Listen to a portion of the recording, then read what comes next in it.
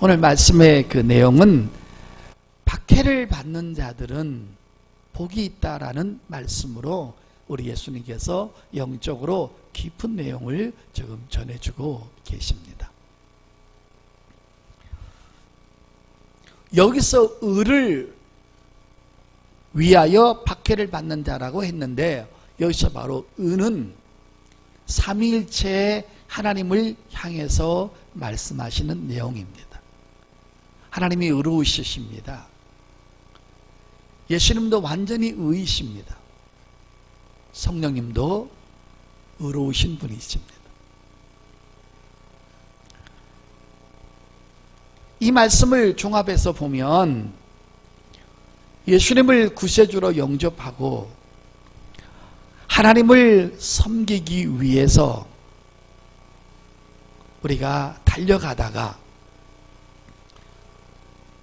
예수를 믿는다는 것 때문에 우리가 많은 조롱과 핍박과 멸시와 수모를 당하는 자들을 향해서 말씀하고 있는 것입니다. 인격적인 수모와 조소를 받을 때가 있습니다. 또한 우리 삶의 소중한 경제적인 것들을 손해볼 수 있습니다. 경제적인 것보다 더 중요한 명예나 인격이 실추될 수도 있습니다. 근데 한 가지 분명한 조건이 있습니다. 신앙생활을 적당히 하는 사람은 이런 박해를 안 받습니다. 똑바로 신앙생활 하는 사람들은 이런 박해를 분명히 받게 됩니다. 자, 그러면 우리가 박해를 받고 핍박을 받는 자세에 대해서 오늘 제가 좀 설명을 하도록 하겠습니다.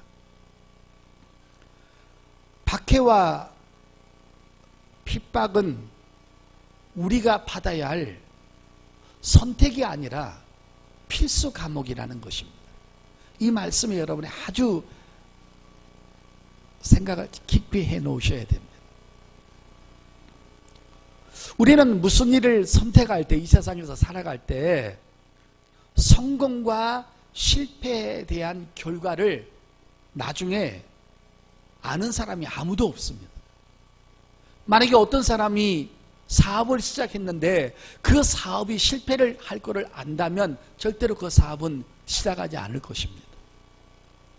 잘하려고 했는데 결국은 나중에는 실패를 볼 수 있는 것입니다. 예를 들어 어떤 사람이 치킨집을 했는데 AI가 발달돼 가지고 사람들이 닭고기를 안 먹으면 그 기업은 망하는 것입니다. 소고기 장사를 했는데 강우병이 걸려서 소를 먹지 아니하면 그 기업은 사업은 또 망하는 것입니다. 횟집을 했는데 또 회를 잘못 먹어서 배탈이 나거나 대장균이 생겨서 사람이 목숨을 잃게 되면 또 그 기업은 망하는 것입니다. 사람은 절대로 결과를 알 수가 없습니다. 어떤 사람은 공무원 시험을 보기 위해서 학원에서 1년, 2년, 3년 동안을 계속 공부하는 사람이 있습니다. 공무원 시험에 마지막까지 합격을 안 한다면 그 공부는 할 수가 없는 것입니다. 그러나 그거를 모르기 때문에 죽기 살기로 공부를 하는 것입니다. 노량진에 가면 학원 골목인데요, 거기 어떤 목사님하고 만나기로 있어가지고 시골에서 올라오신 분이 있어서 노량진 역전에 어떤 커피숍에서 만나기로 했는데, 커피숍에 갔더니만요 1층부터 5층까지 공무원 시험 보는 사람들만 앉아 있는 거예요.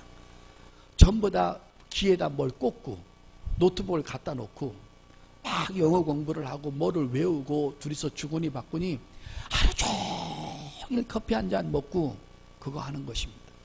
그렇게 공무원 시험이 1년에 한 번 있는 것인데 그거 똑 떨어지면 1년 동안 또 재수해야 됩니다. 그러니까 결과를 모르기 때문에 인간은 그 짓을 하고 있는 것입니다.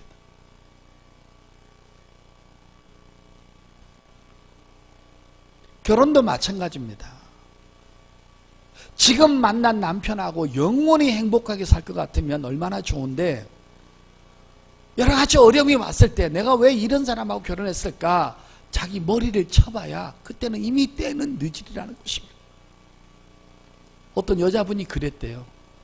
잠자는 남편을 보고 자기 머리를 막 때렸대요. 너 왜 그랬니?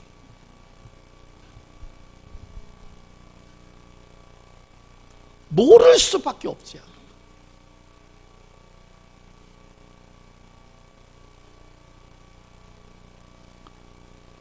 사업도 마찬가지고, 결혼도 마찬가지고, 공무원 시험도 마찬가지고, 대학 시험 수능도 마찬가지입니다. 수능을 봐서 자기가 100% 합격된다는 것을 알 수도 없고 알 리가 없는 것입니다. 그런데 여러분, 세상의 모든 것들은 지식을 동원하고 경험을 동원하고 또 그 분야에 탁월한 사람의 조언을 들어서 무엇인가를 선택할 수가 있습니다. 그런데 여러분, 예수 믿고 구원받아서 하나님의 뜻대로 살아가면서 하나님의 계명을 지키는 자들에게 닥쳐오는 모든 핍박과 환난과 고난은 선택이 아니라 필수라는 것입니다. 이게 아주 중요한 내용이라는 것입니다.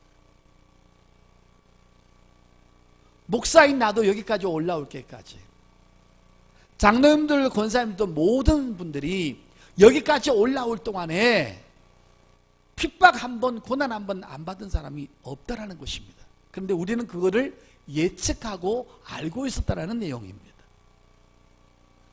결과를 아는 것입니다. 우리 예수 믿는 사람이 얼마나 위대하냐면요, 죽은 다음에 어디로 가는지 결과를 알아요.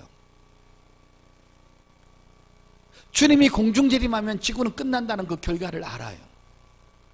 내가 영적 존재라는 결과를 알아요. 예수 안 믿으면 지옥이고 예수 믿으면 천국이라는 그 결과를 알고 살아가기 때문에 예수 믿지 않는 사람이 아무리 공부를 많이 해도 우리보다 한 수 아래라는 거예요. 너무 삶의 고통이 힘들어서 옥상에서 뛰어내리고 약 먹고 죽고 마포대교에서 떨어져서 죽는 사람들을 무슨 결과를 모르는 거예요? 죽으면 끝이라고 생각하고 편안한 곳에 간다고 생각하니까는 그렇게 뛰어내리고 빠지는 거예요. 근데 우리는 절대로 그 짓을 안 해요, 여러분. 왜? 결과를 아니까요. 그러니까 세상의 어떤 지식보다 기독교에 대한, 하나님을 향한, 하나님에 대한 지식이 엄청나게 수준이 높다라는 거예요.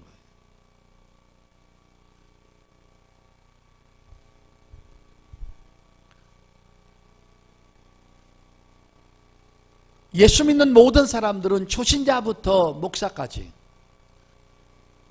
그리고 내가 이 목숨이 다하는 그날까지 반드시 박해와 핍박과 고난과 주롱과 멸시와 천대가 우리에게 주어진다는 것이, 그것은 필수 과목이라는 것입니다. 피할 수가 없다는 것입니다. 모든 사람에게 동일하게 해당되는 하나님의 말씀이라는 것입니다. 그래서 예수님께서 예수 믿는 사람들에게 이런 예언을 하셨어요. 한번 보겠습니다. 마태복음 10장 열어보겠습니다. 16절부터 22절입니다. 그 16절 읽기 전에 바로 위에 까만 글씨로 써 있습니다. 미움을 받을 것이다. 예언한 것입니다. 보라, 내가 너희를 보냄이 양을 이리 가운데로 보낸가 같도다. 그러므로 너희는 뱀같이 지혜롭고 비둘기같이 순결하라. 사람들을 삼가라. 그들이 너희를 공에 넘겨주겠고 그들의 회당에서 채찍질하리라. 또 너희가 나로 말미암아 총독들과 임금들 앞에 끌려가리니 이는 그들과 이방인들에게 증거가 되게 하려 하심이라. 너희를 넘겨줄 때 어떻게 또는 무엇을 말할까 염려하지 말라. 그때 너희에게 할 말을 주시리니 말하는 이가 너희가 아니라 너희 속에 말씀하시는 곧 너희 아버지의 성령이시니라.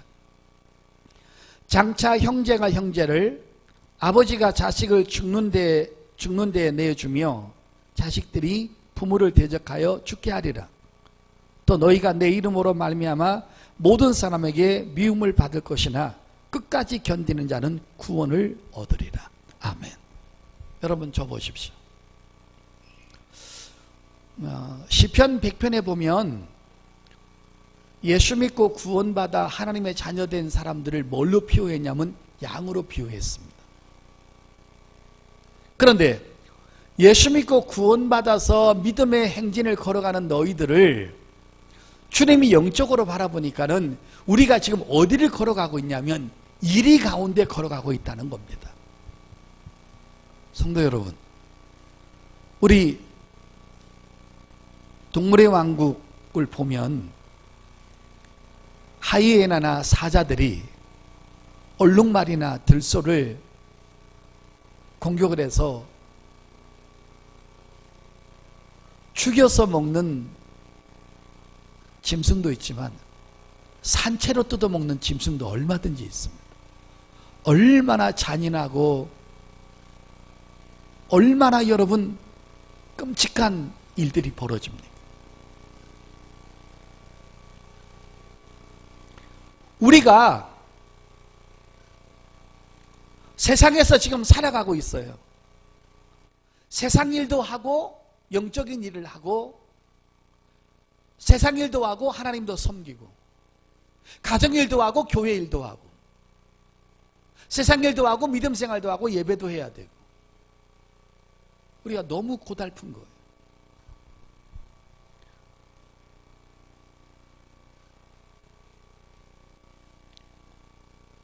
양이 이리 속으로 들어가면 살아남을 수가 있을까요? 절대로 못 살아납니다. 근데 우리는 진짜 동물의 양이 아니라 하나님의 형상으로 지음받은 비유법으로 양으로 비유했는데 우리 스스로는 절대로 살아날 수 없는데 우리 오야봉이신 하나님께서 우리를 지켜주시고 관리하시기 때문에 우리가 이 세상의 이리의 속을에서 우리가 살아남게 된다는 것입니다. 그래서 끝까지 견디는 자는 구원을 얻으리라. 너희가 수많은 사람한테 미움을 당할 것이다.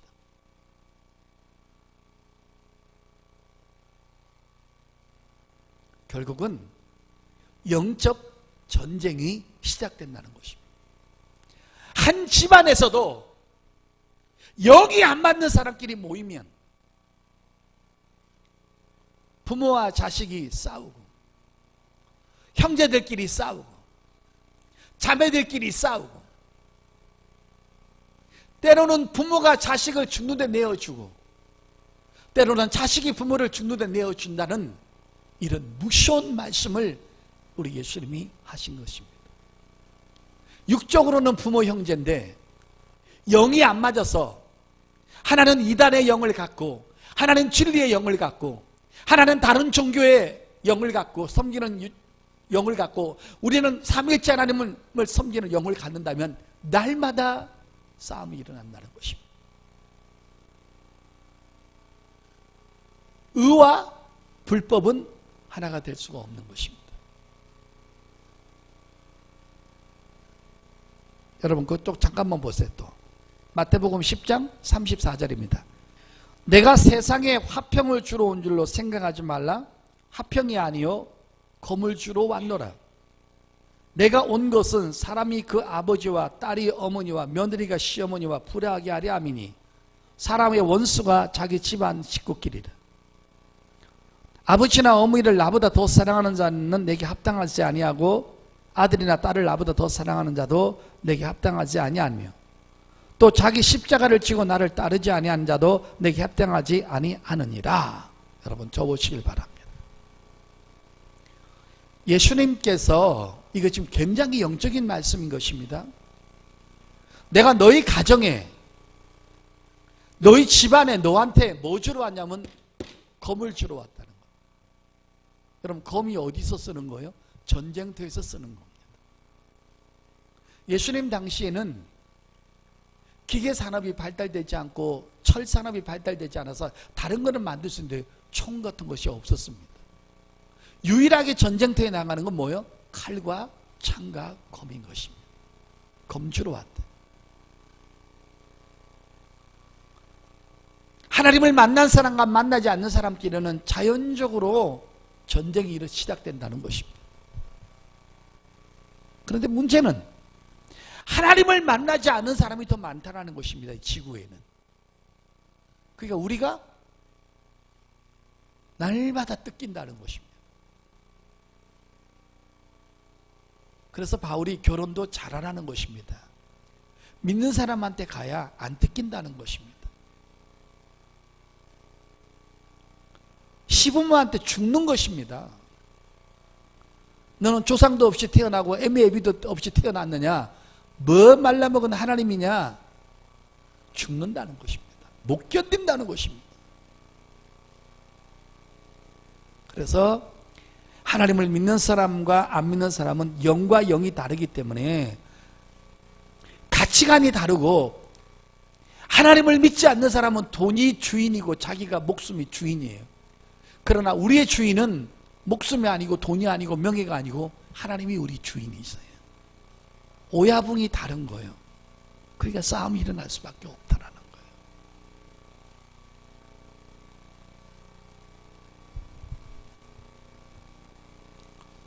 그러면서 여러분, 예수님께서 아주 우리에게 적나라하게 이런 말씀을 또 하셨어요. 자, 마태복음 5장 12절 열겠습니다. 기뻐하고 즐거워하라. 하늘에서 너희의 상이 크미니라. 너희 전에 있던 선지자들도 이같이 박해하였느니라. 그러니까 예수 믿는 것 때문에 오는 고난과 핍박과 멸시와 조롱과 박해는 예수님 전에 오시기 전에도 있었고, 예수님 오신 후에도 있었고, 과거에도 있었고, 지금 현재에도 있었고, 미래도 또 있다라는 것입니다. 주님 오실 때까지 이것은 절대로 멈추지 않는다는 것입니다. 동일하게 주어지는 선택이 아니라 필수 과목이라는 것입니다. 너희 전에 있던 선지자들도 이같이 박해를 받았느니라 그랬죠. 성도 여러분, 여기서 지금 선지자라고 얘기했습니다. 선지자들은 하나님의 말씀을 전하는 복음 증거자들입니다. 요즘 말하면 목회자들입니다. 자, 지금 뭐라고 얘기하냐면 옛날에 있었던 선지자들도 많은 박해를 받았다. 엘리야, 아모스, 이사야, 느헤미야, 에레미야, 스가랴, 이런 수많은 선지자들이 복음을 전하면서 엄청나게 박해를 받았는데, 그 복음을 듣고 따라다녔던 평신도들도 고통을 받았다. 여러분 너무나 잘 아시는 나봇이라는 사람도 자기의 조상들이 물려준 그 밭을 팔지 않기 위해서 몸부림치다가 거짓 증언에 의해서 이세벨한테 돌에 맞아 죽습니다. 그러니까 선지자들도 죽었을 뿐 아니라 그를 따르는 평신도들도 많이 죽었다는 것입니다. 오늘 이 설교를 준비하다가 한 번씩 찾아봤어요. 선지자들이 어떤 박해를 받았는가. 그 대표적으로 여러분, 스가랴는 복음을 전하다가 어떻게 박해를 받았는가. 자, 역대하 24장 20절에서 21절. 이에 하나님의 영이 제사장 여호야다의 아들 스가랴를 감동시키매 그가 백성 앞에 높이 서서 그들에게 이르되, 하나님이 이같이 말씀하시기를 너희가 어찌하여 여호와의 명령을 거역하고 스스로 형통하지 못하게 하느냐 하셨나니, 너희가 여호와를 버렸으므로 여호와께서 너희를 버리셨느니라 하니, 하나 무리가 함께 깨하고 왕의 명령을 따라 그를 여호와의 전뜰 안에서 돌로 쳐 죽였더라. 야, 너희들 하나님 좀 잘 섬겨라. 너희들이 자꾸 하나님을 떠나고 예배 빠지고 기도 안 하고 세상이 흘러가면 너희들 삶이 영혼도 공고하고 육체가 건고해지고 형통하지 못한다. 하나님의 좀 뜻대로 살아야지. 무늬만 하나님의 사람인데 내용은 아무것도 내놓을 수가 없다면 똑같이 세상 사람들하고 어울리고 똑같이 세상 사람들이 가는 곳에 가고 세상 사람들이 좋아하는 것을 좋아하고 예배하고 사람하고 있으면 돈 벌기 위해서 하나님 내팽개치고 거기 따라가고 너희들이 그래가지고 무슨 하나님의 사람이냐. 너희가 자꾸 말씀을 버리고 영적으로 안 살면 너희가 하나님을 버리면 하나님도 너희도 버린다. 이 똑바로 설교를 하니까 듣기 싫은 거예요. 그래?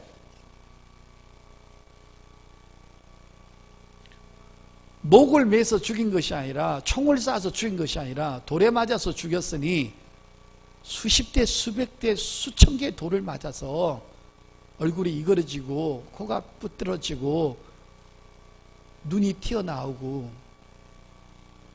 그렇게 해서 죽었다는 거예요. 그런 그 선지자들이 이런 박해를 받았다고 말하고 있던 것입니다.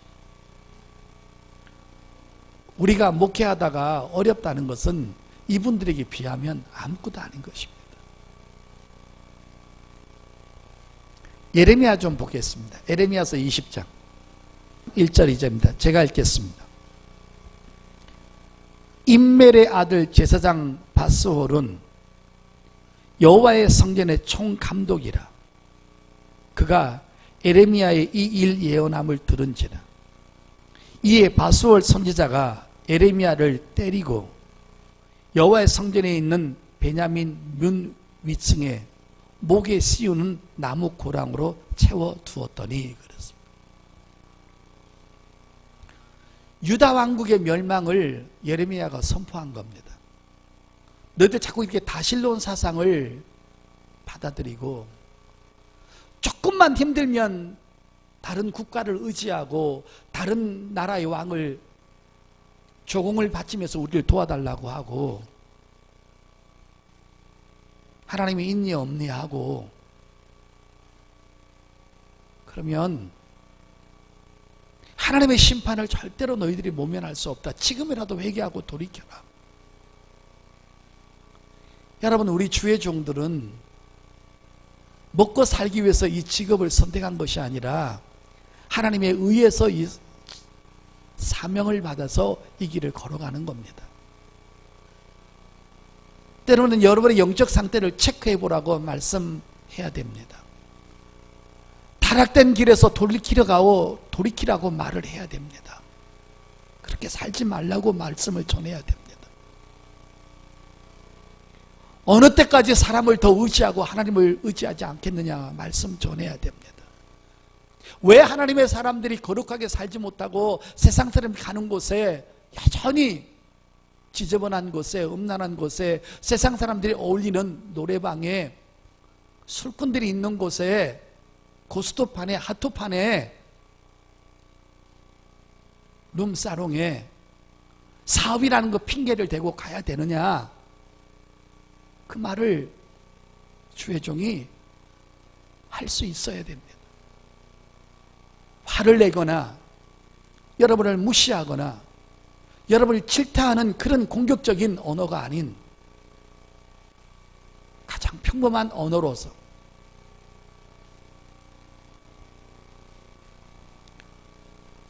예레미야가 그걸 선포한 겁니다. 또 돌로 때리는 것입니다. 그래 여러분, 나무를 또 만들어서 모가지에 끼워가지고 앉혀놓는데 잠을 못 자는 거예요. 여러분, 누울 수가 없으니까. 고문 중에 가장 큰 고문이 잠을 못 잔다는 거잖아요. 먹는 거는 잠을 막 굶으면 되는데 이 잠을 못 자면 견딜 수가 없다는 거예요. 이분들은 주의 종들이라고 치십시다. 나봇은 평신도입니다. 자기 조상 대대로부터 물려받은 받은 그 땅을 이방인들에게 팔 수 없는 것입니다. 그것이 율법적으로 그렇게 되어 있습니다. 근데 이세벨하고 아합이 이 나봇이 사는 땅이 너무 좋으니까 10배, 20배 돈을 더 줄 테니까 이거 팔으라고 하니까 나봇이 안 파는 것입니다. 그러니까 이세벨이 거짓 증인을 두 사람을 세워가지고 이 사람이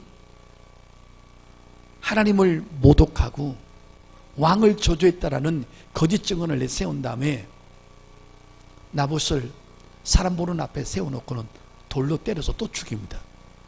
이 돌을 다 회수해야 돼요, 여러분. 복하면 돌로 죽이는 거예요, 여러분. 근데 문제는 어떻게 됐겠어요? 나봇이 죽은 다음에 자연히 그 유산이 아들들한테 가야 된다고요. 아들들이 안 파니까 아들도 다 죽여버렸어요. 이게 뭘 말하는 것입니까? 이 땅, 조상들이 남겨준 땅, 이 땅을 영적으로 믿음의 땅을 말하는 것입니다. 우리가 천국 땅을, 예배 땅을, 하나님을 섬기는 땅을 팔아버릴 수 없다라는 것입니다. 할렐루야. 바꿀 수가 없다라는 것입니다. 이사야는 므낫세에게 전설에 의하면 톱으로 켜서 죽임을 당했다고 기록하고 있습니다. 다니엘은 기도하는 것 때문에 그 기도의 땅을, 시간을 잃어버리지 않기 위해서 사자굴에 들어갑니다. 다니엘의 친구 사드락 메삭 아벳느고는 오직 하나님만을 섬기고 우상한테 절하지 않는다고 해서 7배나 뜨거운 풀무불에 들어갑니다.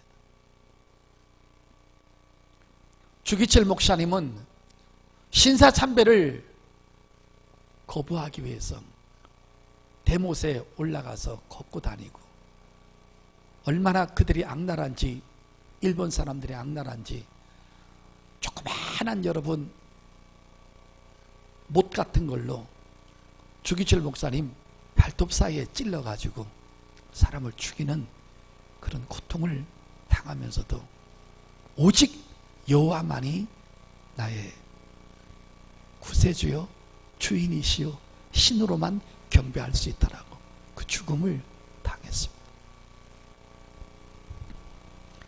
베드로는 거꾸로 십자가에서 처형을 당했습니다.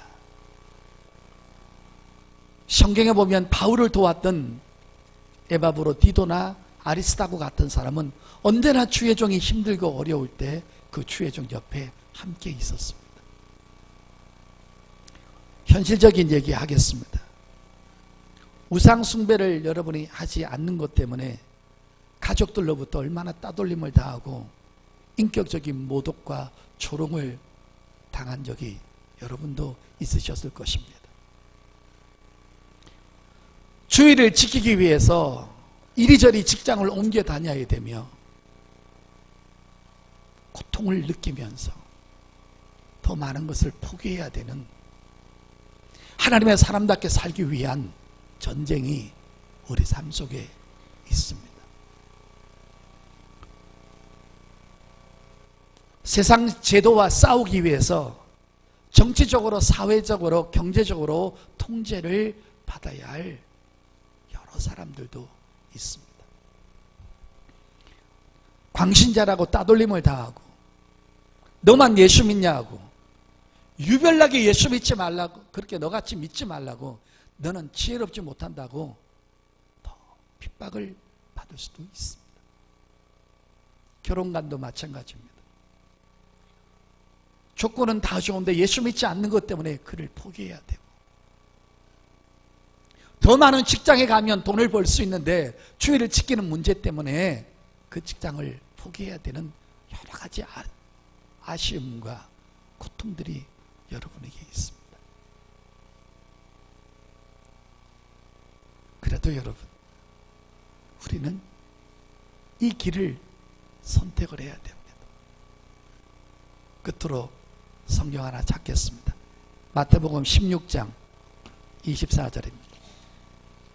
이에 예수께서 제자들에게 이르시되 누구든지 나를 따라오려거든 자기를 부인하고 자기 십자가를 지고 나를 따를 것이니라. 아멘. 이 길이 십자가의 길이라는 것입니다. 누구에게든지 지어져 있다는 것입니다. 근데 어떤 사람은 가다가 어렵다고 버리는 사람이 있고 끝까지 그 십자가를 지고 가는 사람이 있습니다. 나봇처럼 루처럼. 하나님께서 우리가 이 길을 걸어가는데 안전장치를 하나 주셨습니다. 이길 수 있도록, 승리할 수 있도록. 네 힘으로는 불가능하니까 바로 그분이 성령님이십니다. 성령님께서 내 속에 오셔서 때로는 위로하시고 때로는 격려하시고 때로는 은혜를 주시고 때로는 회개의 영을 주시고 때로는 봉사의 영을 주시고 때로는 깨닫게 하셔서 성령과 더불어 승리하라고 완전한 안전장치를 우리에게 해주신 줄 믿습니다. 얼마나 섬세하시고 얼마나 따뜻하시고 나보다 나를 더 잘 아시는 그분께서 이 속에 계시면서 기도할 영을 부어주시고 영 분별할 수 있는 영을 부어주셔서 힘내라, 내가 너와 함께함이라.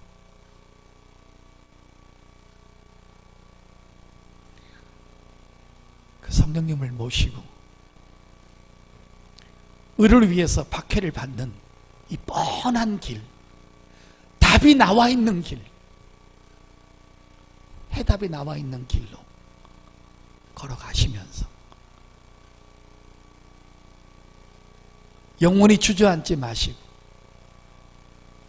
이 길을 승리할 수 있도록 성령님을 의지하셔서 승리할 수 있도록 여러분 이 길을 걸어갈 수 있기를 예수 이름으로 축복합니다. 성령의 은혜를 통해서 핍박을 받고 세상에서 따돌림을 당할 때 즐거워하시고 하나님 앞에 감사하시면서 이 길을 걸어갈 수 있기를 예수 이름으로 축복합니다.